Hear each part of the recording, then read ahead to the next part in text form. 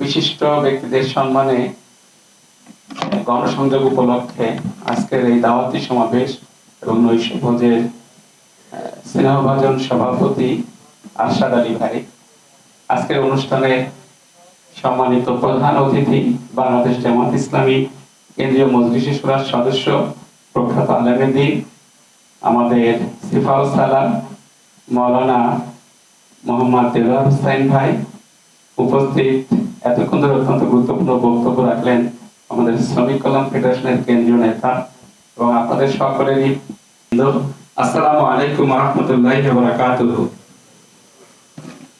আল্লাহ রাব্বুল আলামিনের শুকরিয়া আদায় করছি। আলহামদুলিল্লাহ রাব্বুল আলামিন আজকের এই সন্ধ্যায় দিনের গুরুত্বপূর্ণ আলোচনা শোনার জন্য রাব্বুল আলামিন আমাদেরকে এখানে একত্রিত করেছেন। আলহামদুলিল্লাহ।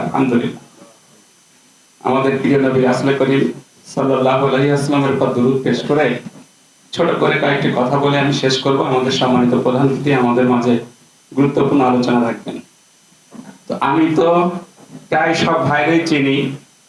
আল্লাহ রাব্বুল আলামিন আপনাদেরকে সামাজিকভাবে, অর্থনৈতিকভাবে, শিক্ষাগতভাবে সব দিক থেকে সাভারে বলা যেতে পারে যারা অন্যতম বিশিষ্ট ব্যক্তি তাদের অন্যতম হচ্ছেন আপনারা। সেই অর্থে আমরা আল্লাহ শুকরিয়া আদায় করি যে রাব্বুল আলামিন আমাদেরকে এভাবে রেখেছেন। আলহামদুলিল্লাহ। তো আপনাদের কারো হয়তো সন্তান সম, কারো একটু ভাই হিসাবে ছোট করে কয়েকটি কথা বলা। প্রথম কথা হলো যে রাব্বুল আলামিন এই পৃথিবীতে কেন নবী পাঠালেন, নবীর কাজটাই কি ছিল, আর সেই জায়গায় আমাদের কাজ কি, সেই কাজ করার মধ্য দিয়ে আমাদের সার্থকতা, অন্যথায় আমাদের গোটা জীবনের ব্যর্থতা, এই উপলব্ধিটা জাস্ট একটু আপনাদের সাথে শেয়ার করা।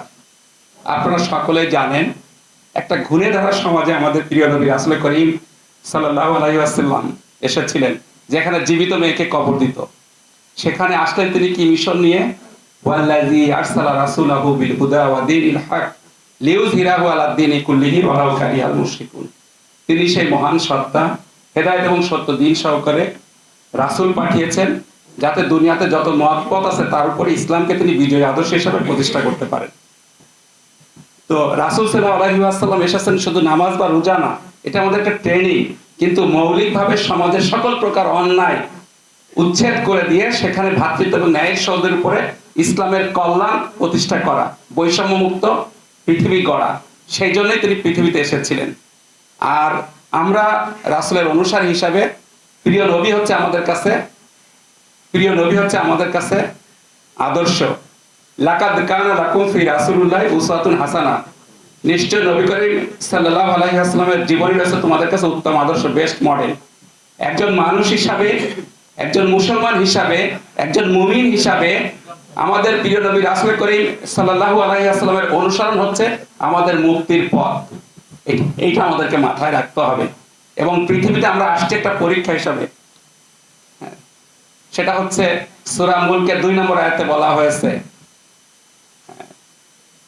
আয়াতটা একটু, আল্লাযী খালাকাল মাউতা ওয়াল হায়াতা লিয়াবলুয়াকুম আইয়ুকুম আহসানু আমালা। আমি মৃত্যু এবং জন্ম সৃষ্টি করেছি যেন পরীক্ষা করতে পারি তোমরা কেমন আমল করো। সুতরাং আমাদের প্রতিটা মুহূর্ত সিসি ক্যামেরায় নোট ডাউন হচ্ছে, কিরামান কাতিবিন নোট ডাউন করছেন।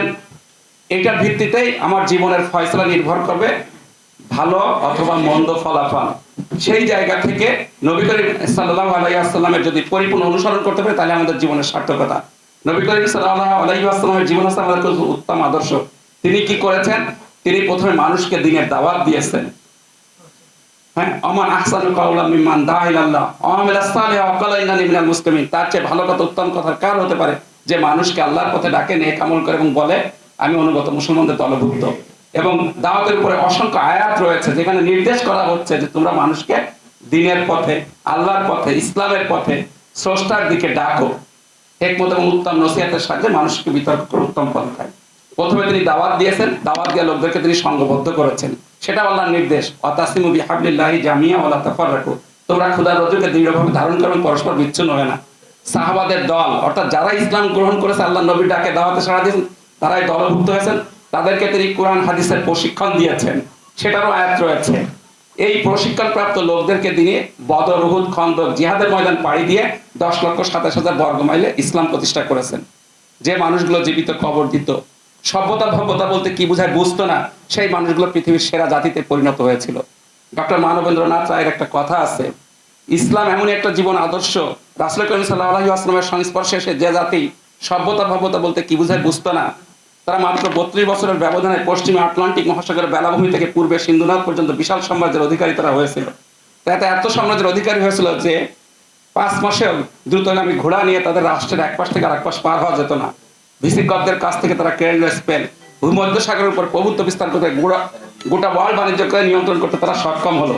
এই হচ্ছে আমাদের ইসলাম, যে ইসলামের ছোঁয়ায় অর্থাৎ নবী করিম সাল্লাল্লাহু আলাইহি ওয়াসাল্লামের সংস্পর্শে এসে এই জাতি পৃথিবীর সেরা জাতিতে পরিণত হয়েছিল।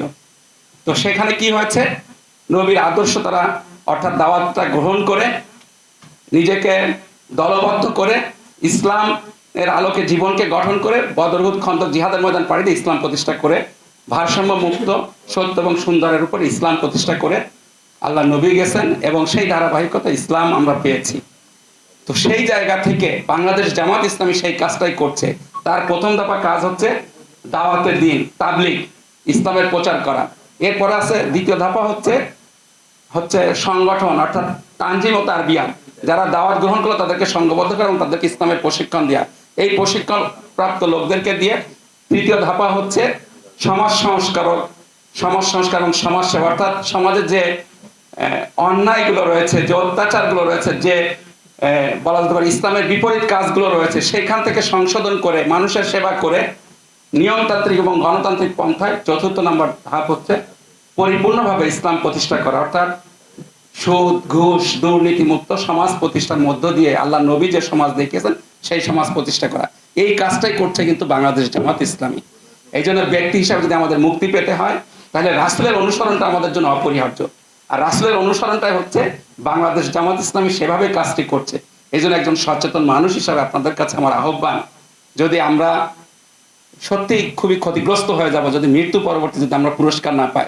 আমরা এখানে অনেক বাড়িওয়ালা ভাইরা রয়েছি, অর্থনৈতিকভাবে সমৃদ্ধ ভাইরা রয়েছি, সামাজিকভাবে সমৃদ্ধ ইনস্টিটিউশনের প্রধানরা রয়েছি, শত সহস্র মানুষ এসে আমাদেরকে সালাম করে, কিন্তু মৃত্যুর পরে আমি হচ্ছি লাশ।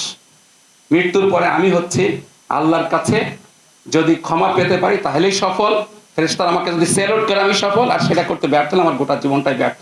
এই জায়গা থেকে আপনাদের ভাই হিসাবে আমি আহ্বান করতে চাই, আসুন রাসূল করিম সাল্লাল্লাহু আলাইহি ওয়াসাল্লাম যেভাবে ইসলাম প্রতিষ্ঠার জন্য আন্দোলন করেছেন, ইসলাম প্রতিষ্ঠার জন্য দলভুক্ত হয়েছেন, ইসলাম প্রতিষ্ঠার জন্য মানুষদেরকে প্রশিক্ষণ দিয়ে ইসলামের আলোকে তৈরি করেছেন, আমরা সেইভাবেই বাংলাদেশ জামাত ইসলামীতে শরীক হয়ে আমরা আমাদের জীবনকে গঠনের মধ্য দিয়ে ইসলামের আলোকে আমাদের জীবনটাকে গঠনের মধ্য দিয়ে আমরা আমাদের মুক্তি নিশ্চিত করি। দুনিয়ার জীবন আমরা কল্যাণময় জীবন, মৃত্যুর পরে ফেরেশতারা স্যালুট করে, ফেরেশতারা আমাদেরকে নিয়ে মর্যাদাপূর্ণ জীবন জান্নাতে পৌঁছে দেয়, সেই জীবনটাই আমরা গ্রহণ করি।